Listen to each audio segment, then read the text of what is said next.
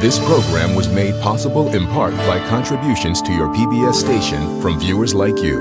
Thank you.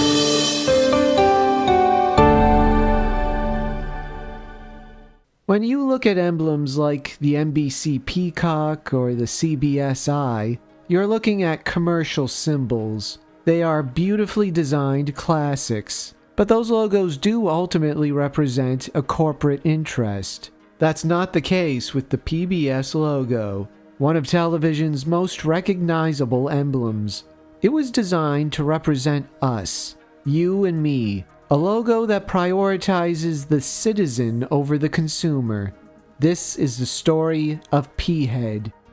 The public broadcasting service officially began operations on October 5th, 1970, inheriting many responsibilities from its predecessor, National Educational Television, or NET. Launched in 1954, NET offered in-depth academic programming that was notoriously dry, void of any glitz or glamour. Basically, NET operated under the belief that if information was good for you, it didn't need to be entertaining.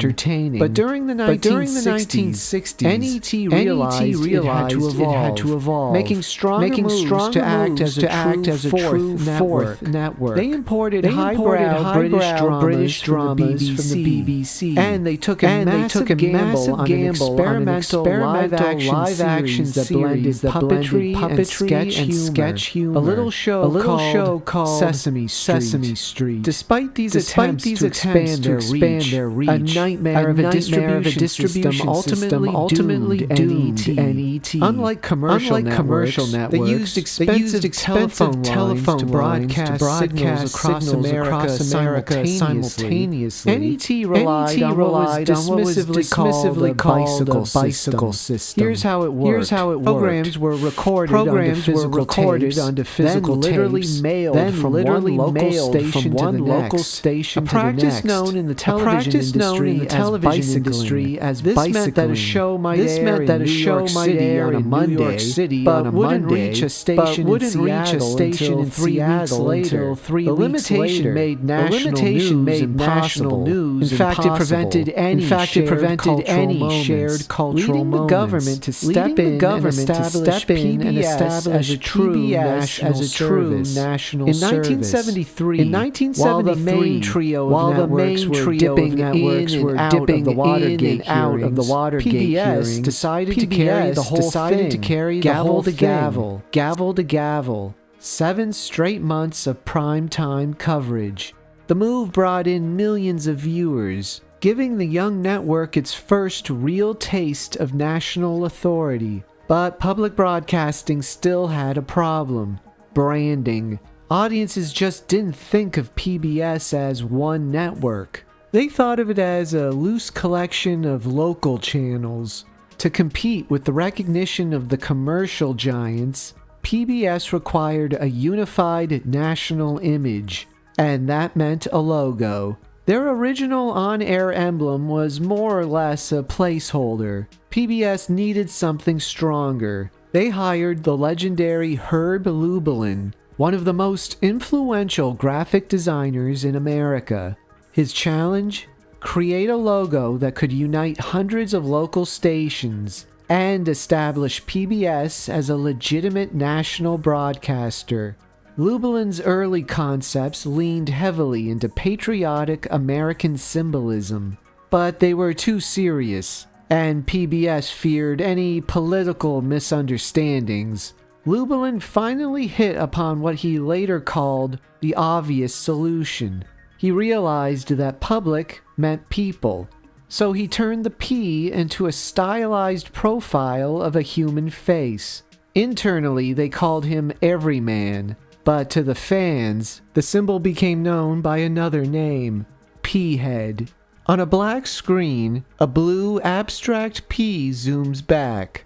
The shape transforms into a stylized human head facing left. The word public appears beneath the face in a font designed by Lubalin himself. An orange B then pops into place beside the head.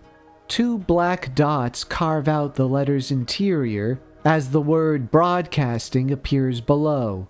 Finally, a green S takes shape, its curves punctured by 2 dots. The word service completes the picture. By 1984, PBS had grown into a truly national network. Hundreds of local member stations now carried its programming.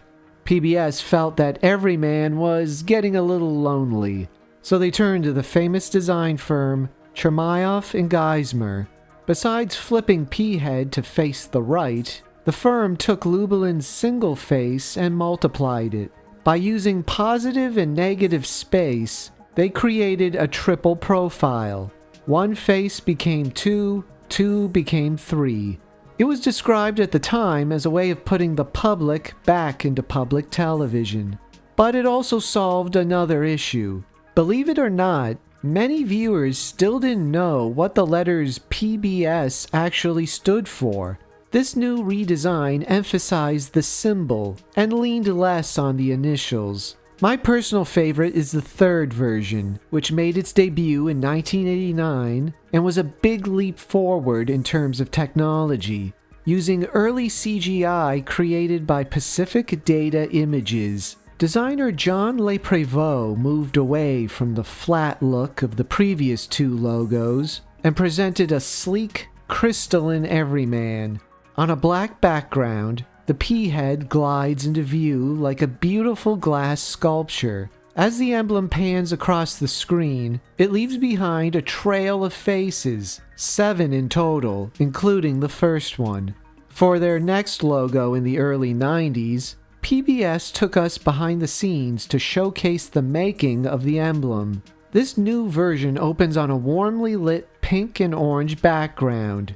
Transparent ellipses fade in and out across the screen, each one revealing a real human face inside. This wasn't stock footage. The faces were captured in a specific session on October 19, 1992, with the rest of the logo filmed 2 days later.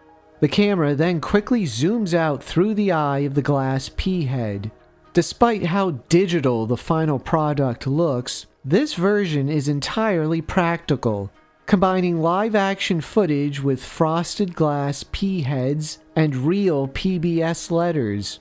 Since then, the logo has undergone various updates and makeovers, but that triple profile has always remained front and center. In that time, the faces have greeted millions of kids just before the start of so many classic children's shows. For adults, the emblem became a gateway to history and culture. Over 50 years since the emblem's debut, P-head is still the face of the public broadcasting service. It's a logo that manages to depict anyone and everyone. You're watching PBS, America's home for documentaries.